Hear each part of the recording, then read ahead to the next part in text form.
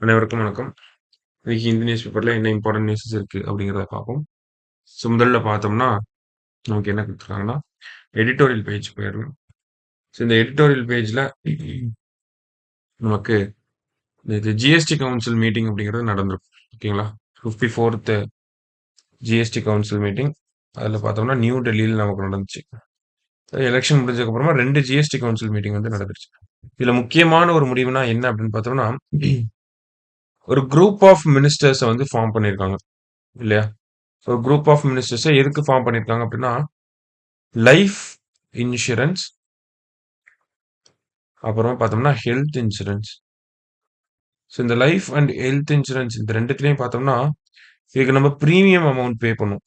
ஓகேங்களா? இந்த premium amount மேல ஒரு ஜிஎஸ்டி அப்படிங்கிறத போட்டுட்டு இருக்காங்க. ஓகேங்களா? அதுவும் இந்த ஜிஎஸ்டி அப்படிங்கிறத பார்த்தோம்னா, எவ்வளோ பெர்சன்டேஜ் இருக்குன்னா 18% போடுறாங்க. ஓகே.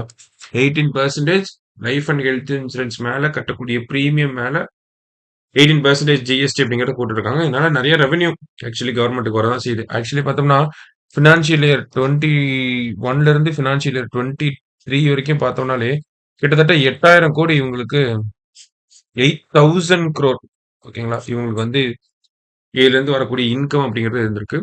அதே மாரி பார்த்தோம்னா, போத் ஸ்டேட் அண்ட் சென்டர் 2 கவர்மெண்ட்டுமே இதுல நெறைய benefits I mean in terms of revenue அவங்களுக்கு நெறைய ரெவென்யூ வந்துதா இருக்கு. ஓகேவா?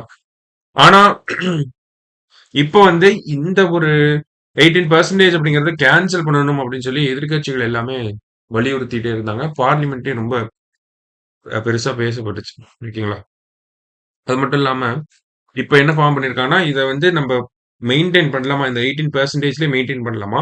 இல்ல இந்த 18% அப்படிங்கிறத 5%ஆ கம்மி பண்ணலாமா? 12%ஆ இல்ல 5%ஆ கம்மி பண்ணலாமா? ஆர் எல்ஸ் டோட்டலா இப்படி ஒரு டாக்ஸேஷன் இந்த ஒரு 18 அந்த ஒரு டாக்ஸே வேணாமா? அப்படிங்கிறத ஸ்டடி பண்ணி 50 டேஸ்ல சொல்றதுக்காக ஒரு டீம ஃபார்ம் பண்ணியிருக்காங்க. குரூப் ஆஃப் மினிஸ்டர்ஸ் அப்படிங்கிற ஒரு டீம வந்து ஃபார்ம் பண்ணியிருக்காங்க. சரிங்களா? ஸோ என்ன ஒரு பின்னணியில பார்க்குறோம்னா, நமக்கு கொரோனா டைம் பீரியடுக்கு அப்புறமே health insurance and than life insurance வாங்குறது அப்படிங்கிறது இந்திய மக்களிடையே அதிகமாயிருச்சு. அந்த அன்சர்டனிட்டி வந்து நமக்கு கொரோனால ஃபேஸ் பண்ணியிருக்கோம். அதுக்கப்புறமே இந்த ஹெல்த் அண்ட் லைஃப் இன்சூரன்ஸ் வாங்குறது அப்படிங்கிறது அதிகமாயிருச்சு. அதனால தான் நம்ம பார்க்குறோம் ஆ ஃபினான்ஷியல் இயர் 2021, 23ல இந்த டைம் பீரியட்ல பார்த்தோம்னா, நமக்கு கிட்டத்தட்ட 8,000 crore இதிலிருந்து ஒரு இன்கம் டாக்ஸ் இன்கம் மட்டுமே 8,000 crore வந்திருக்கு அப்படிங்கிறத. சரிங்களா?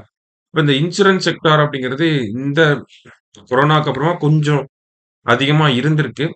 ஸோ ரெவென்யூ அதிகமா வந்தாலும், இப்போ அந்த டாக்ஸேஷன் வேணுமா வேணாங்கிற ஒரு டிஸ்கஷன் போயிட்டு இருக்கு. லெட்ஸ் சீ என்ன ஆகுது அப்படிங்கிறது. சரிங்களா?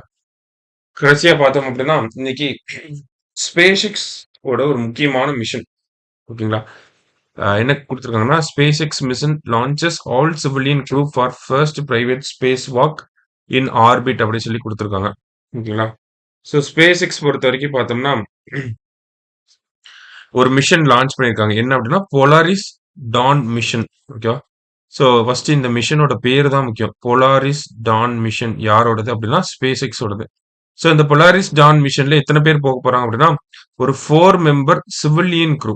ஓகேங்களா? ஆஸ்ட்ரோநாட்ஸ் இல்ல, சாதாரண குடிமக்கள் போறாங்க. ஓகேவா? ஒரு 4 member civilian crew Polaris Dawn mission 4 member civilian crew. இவங்க என்ன பண்ண போறாங்க அப்படின்னா, ஸ்பேஸ் வாக் பண்ண போறாங்க. ஓகேங்களா? ஃபர்ஸ்ட் ஸ்பேஸ் வாக் பை நான் ப்ரொஃபஷனல் ஆஸ்ட்ரோநாட்ஸ். ஓகேங்களா? ஸ்பேஸுக்கு யாராவது போனாலே அவங்க நம்ம ஆஸ்ட்ரோநாட்ன்னு சொல்லுவோம். ஓகேங்களா? அதாவது அந்த பூமியோட இவ்வளோ கிலோமீட்டர்ன்னு இருக்கு. ஓகேங்களா? அந்த கிலோமீட்டருக்கு மேல போயிட்டாலே நம்மள வந்து ஆஸ்ட்ரோநாட்ன்னு பை டெஃபினிஷன் நம்ம ஒரு ஆஸ்ட்ரோநாட். ஓகேவா? அதனால தான் இந்த இடத்துல என்னன்னு சொல்லியிருக்காங்கன்னா, நான் ப்ரொஃபஷனல் ஆஸ்ட்ரோநாட் அப்படின்னு சொல்லி குடுத்துருக்காங்க. ஓகேவா? ஸோ நான் ப்ரொஃபஷனல் ஆஸ்ட்ரோநாட். ஏன்னா நமக்கு ப்ரொஃபஷனலா ஆஸ்ட்ரோநாட்ஸ் அதுக்காகவே ட்ரெய்னிங் எடுத்து ஸ்பேஸ் வாக், தென் ஸ்பேஸ் எக்ஸ்பெரிமெண்ட்ஸ் அதெல்லாம் நமக்கு பண்ணுவாங்க. ஸோ இவங்க பார்த்தோம்னா ஒரு சிவிலியன் குரூப். சாதாரண குடிமக்கள் ஆ இந்த மிஷன் பொலாரிஸ் டான் மிஷன் மூலியமா ஸ்பேஸுக்கு போறாங்க. ஸ்பேஸுக்கு போய் அவ் ஆ ஸ்பேஸ் எக்ஸே எக்ஸ்க்ளூசிவா டிசைன் பண்ணியிருக்க இந்த எக்ஸ்ட்ரா வெஹிகுலார் ஆக்டிவிட்டி சூட் அப்படிங்கிறத போட்டுட்டு ஸ்பேஸ்ல வாக் பண்ண போறாங்க. ஓகேங்களா? ஸோ ஒரு எர்த்தோட அட்மாஸ்பியரை தாண்டி போனா நம்ம ஆஸ்ட்ரோநாட் அப்படின்னு சொல்றோம். இவங்க அதுக்காகவே ட்ரெயின் ஆகி போகக்கூடிய ஆஸ்ட்ரோநாட்ஸ் கிடையாது. ஒரு நான் ப்ரொஃபஷனல். அதனால நான் ப்ரொஃபஷனல் ஆஸ்ட்ரோநாட்ஸ் அப்படின்னு சொல்றோம். ஓகேங்களா? ஸோ 4 பேர் அப்படின்னு பார்த்தோம். யார் அந்த 4 பேர் அப்படிங்கிறதையும் நம்ம தெரிஞ்சு வச்சுக்கணும். ஃபர்ஸ்ட் பார்த்தோம்னா, முக்கியமான ஆள் Shift4 அப்படிங்கிற ஒரு பிரைவேட் கம்பெனி. அதோட Shift4 பேமெண்ட்ஸோட பிரைவேட் கம்பெனியோட சிஇஓ ஜாரட் ஐசக்மேன் அப்படிங்கிறவரு போறாரு. ஸோ யாரெல்லாம் போறாங்க அப்படின்னு பார்த்தோம்னா, நமக்கு Jared Isaacman Jared Isaacman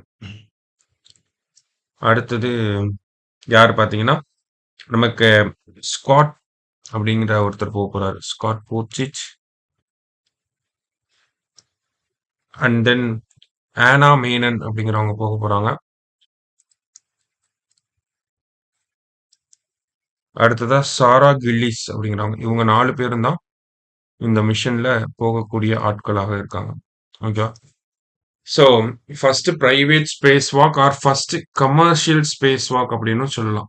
okay. So Polaris Dawn mission என்ன லான்ச் வெஹிக்கிள் அப்படின்னு பார்த்தோம்னா ஃபால்கான் 9 ராக்கெட்ல இருந்து தான் போயிருக்கு. ஓகே. ஸோ முக்கியமான ஒரு நியூஸ் நல்லா பார்த்து வச்சுக்கோங்க. சரியா? ஸோ இன்னைக்கு நியூஸ் பேப்பர்ல இருந்து முக்கியமான செய்தினா இதுதான். சயின்ஸ் அண்ட் டெக்னாலஜி ரிலேட்டடா. ஸோ நம்ம நாளைக்கு நியூஸ் பேப்பர் ரீடிங்ல மீட் பண்ணலாம். தேங்க்யூ.